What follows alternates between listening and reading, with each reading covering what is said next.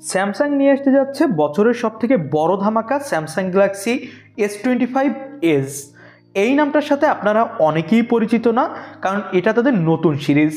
অনেক আগে তারা এস নামে আরও ফোন এনেছে, তবে এবারের S25 এস অনেকটা ভিন্ন রূপে আসতে যাচ্ছে। এই ফোনটা হবে বছরের সবথেকে স্লিম ফোন, পাশাপাশি এর স্পেসিফিকেশনও এক কথায় টপ ক্লাস। দামও কিছুটা কম হবে S25 আল্ট্রার থেকে। তো এই ফোনটা সম্পর্কে বিস্তারিত জানাবো আজকের ভিডিওতে। সো অবশ্যই ভিডিওটা শেষ পর্যন্ত দেখতে থাকুন। চলুন ভিডিও শুরু করি। শুরুটা করবো এই ফোনটার লুক এবং ডিজাইন দিয়ে। এই ফোনটার থিকনেস হবে মাত্র 6.4 মিলিমিটার। তো বুঝতেই পারছেন খুবই পাতলা একটা ফোন হবে, যার ফলে ফোনটা হাতে নিয়ে খুবই জোস লেভেলের একটা হ্যান্ডস অন ফিল পাওয়া যাবে। সামনে থাকছে মিডল পাঞ্চল কাটিং ডিসপ্লে, তবে এখানে কিন্তু ফ্ল্যাট ডিসপ্লে ব্যবহার করা হয়েছে। যতটুকু যা দেখা যাচ্ছে এই ফোনটা হতে যাচ্ছে বক্সি শেপের একটা ফোন, এবং এই ফোনটার কর্নারগুলো কিন্তু বেশ কার্ভ রাখা হয়েছে, যার ফলে ফোনটা দেখতে আরও বেশি সুন্দর লাগছে। এবং এই ফোনটার কয়টা কালার ভেরিয়েন্ট মার্কেটে অ্যাভেলেবেল পাওয়া যাবে সেটা এখনও রিভিল করা হয়নি। তবে সব মিলিয়ে যদি বলি তাহলে ডিজাইনের দিক থেকে ফোনটা খুবই জোস লেভেলের একটা ফোন হতে যাচ্ছে।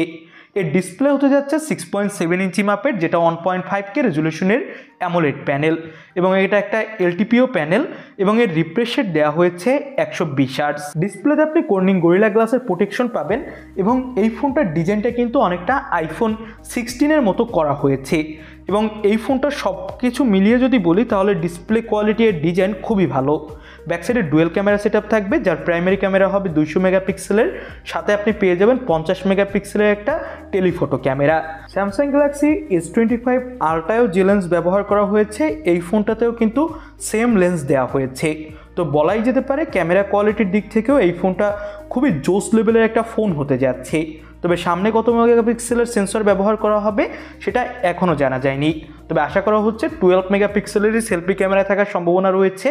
ব্যাকসাইডের ক্যামেরা দিয়ে আপনি এই ফোনটাতেও 8Kতে ভিডিও রেকর্ড করতে পারবেন, সামনের ক্যামেরা দিয়ে 4Kতে ভিডিও রেকর্ড করার সাপোর্ট পাবেন। তো ক্যামেরা কোয়ালিটির দিক থেকে ফোনটা খুবই জোস হতে যাচ্ছে, এবং ফোনটাতে কোয়ালকম স্ন্যাপড্রাগন 8 এলিট চিপসেট ব্যবহার করা হবে, যেটা S25 আল্ট্রায়ও ব্যবহার করা হয়েছে।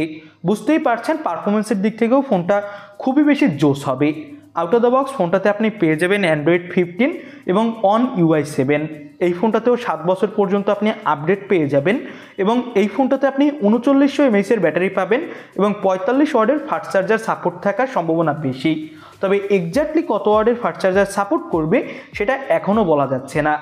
এবার যদি দামের বিষয়ে কথা বলি তাহলে এক্স্যাক্ট দাম কত হবে সেটাও এখনও জানা যায়নি, যেহেতু ফোনটা লঞ্চ হয়নি এবং এই ফোনটার ফুল স্পেসিফিকেশনও এখনও আমাদের সামনে আসেনি।